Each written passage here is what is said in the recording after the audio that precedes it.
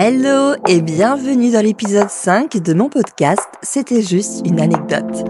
Un moment d'introspection et de partage pour regarder différemment les petits riens du quotidien. Épisode 5, l'art de se prendre une belle leçon de vie par un enfant de 11 ans. Alors laisse-moi poser les bases.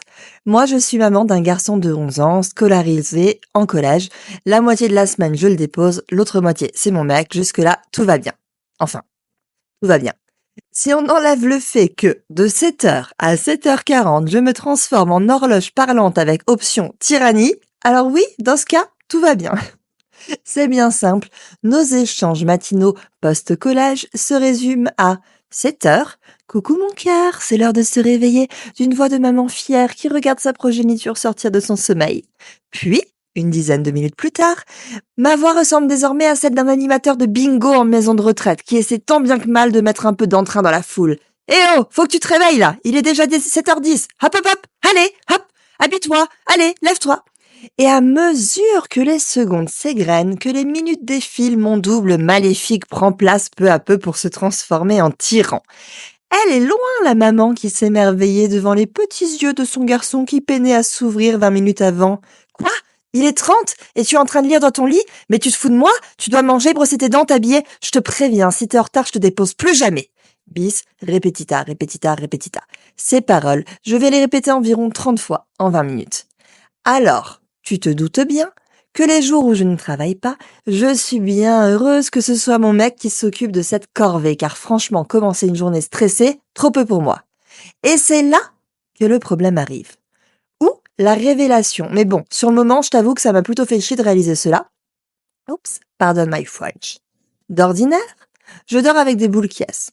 Alors, à leur interaction du matin, tu te doutes que je suis bien heureuse de ne pas les entendre et de ne pas être réveillée par un père qui stresse son fils et un fils nonchalant qui stresse son père. Bref. Sauf que, ceux qui me suivent sur YouTube le savent, mon boule caisse était perdu. Oui, j'ai vraiment une vie palpitante. Il avait décidé de faire un tour dans le sèche-linge. Bref, je m'égare. Tout ça pour dire que la semaine dernière, j'ai été contrainte à entendre les échanges matinaux post-collège. Et là, mais je me suis prise une claque. Pire, un seau d'eau glacée sur la tête. Enfin, est-ce que c'est pire? Bref.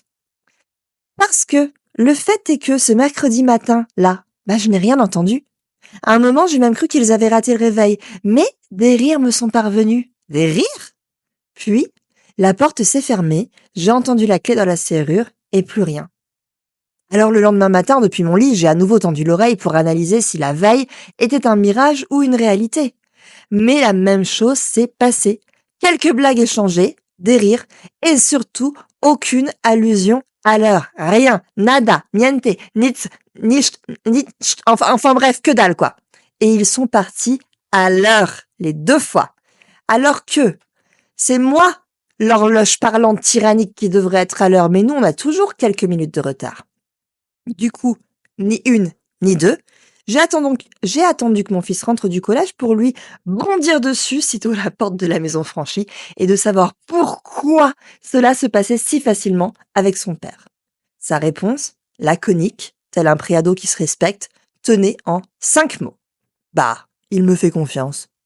Prends-toi ça dans la face, Dina. Alors j'ai creusé, #mère relou qui se respecte, et mon fils m'a expliqué qu'il savait à quelle heure il devait être prêt, qu'il n'avait pas envie d'être en retard au collège, et que je devais comprendre que sa routine du matin n'était pas la même que la mienne et qu'il fallait que je lâche prise. Oui, il m'a vraiment dit ça.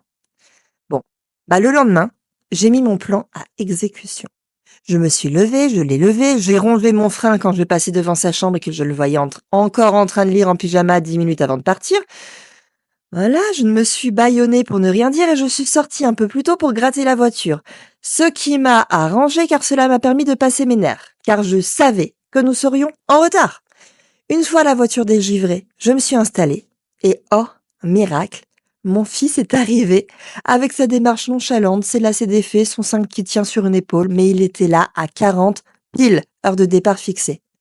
J'ai retenté l'expérience hier mardi et avant-hier lundi, et le même résultat s'est produit. Bref, je me suis pris une belle leçon de vie par mon fils. On est tous différents, il est responsable, je dois lui faire confiance, je dois lâcher prise.